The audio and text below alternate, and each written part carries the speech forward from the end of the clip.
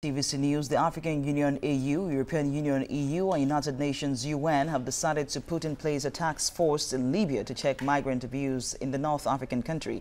We have Oluwaseyi Adeyemo, publisher, Inside Watch Africa, joining me live on the news to talk more on this. Thanks for joining us. Now, you heard from the protests this new, her own view of this entire situation. She says the West and NATO just need an opportunity to get into Libya, and not that the slave trade is not for real. She's saying it's for real, but this is also all planned. What do you think? My opinion is quite simple.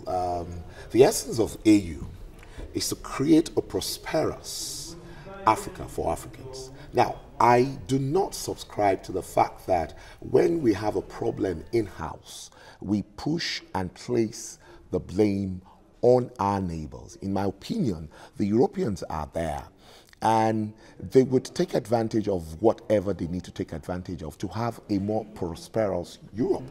So it is upon Africa and African leaders to ensure that our people, for instance, the title of the bilateral agreement between AU and EU, the summit is actually investing in the youth for a sustainable future for Africa. So how much is Africa investing in its youth? In my opinion, that is where the discourse ought to be directed to, for us to invest more in our youth. Now let's talk about investing more in our youth. For example, let's talk about the Niger Delta situation, where the oil is polluting the water, and these are run by European countries also, and then you're destroying the livelihood of the people, and when they need to move to your country, you say, no, you're not of the right color, you can't come here. Isn't that a problem? Now, when you have a family, you have a plan, you have one plate of rice to eat in your house.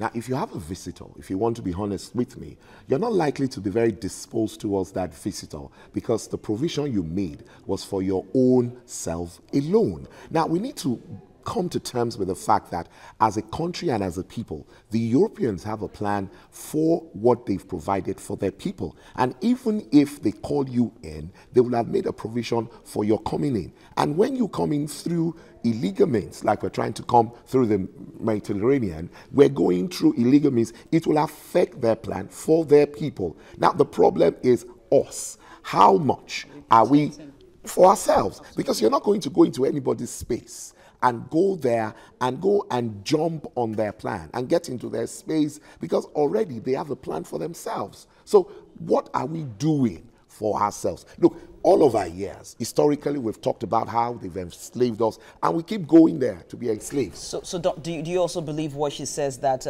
Libya, Gaddafi wanted to keep what Libya owns for Libya, to have that same space and the plan for Libya, but the West wanted the oil and they destroyed Libya? Now, the reason why that was possible, because I'm one of those who would, as an Africanist, believe that, they shouldn't have come into our space and all that. That was possible because at the point in time, Gaddafi started showing signs that he was catering more to his private concerns. You see, when the plan started, everyone was behind him. It was a socialist state. Everyone believed in him. In fact, the whole of Africa saw Gaddafi as an African leader.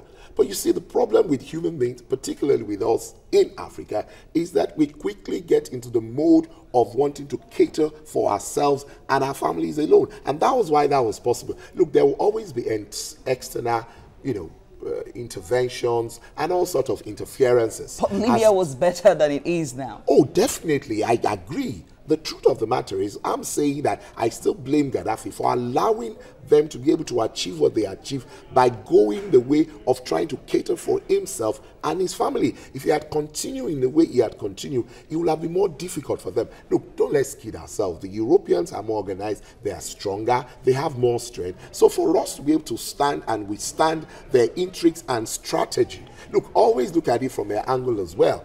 If I have a plan and I've produced and made surpluses, I'll have to sell it. I have to get gain. I won't do all of that work and allow that thing to go to waste. So if Africa create themselves as a dumping ground, they'll keep dumping. The point is, how do we get out of this? It is an internal problem, and it must be solved internally. Solved internally by leadership, of course? Leadership. That is why we need to hold our leaders more into account. These are is another reason, in my opinion, for you to say the kind of caliber of people you get in. Because if they do wrong, at the end of the day, your children will go running to be enslaved. Look, at the end of the day, they went to Libya themselves. Nobody came to come and collect them here. Sometimes they do. How? Well, sometimes people deceive people and tell them they have opportunities in Europe and literally take them out of Nigeria. But historically define slavery.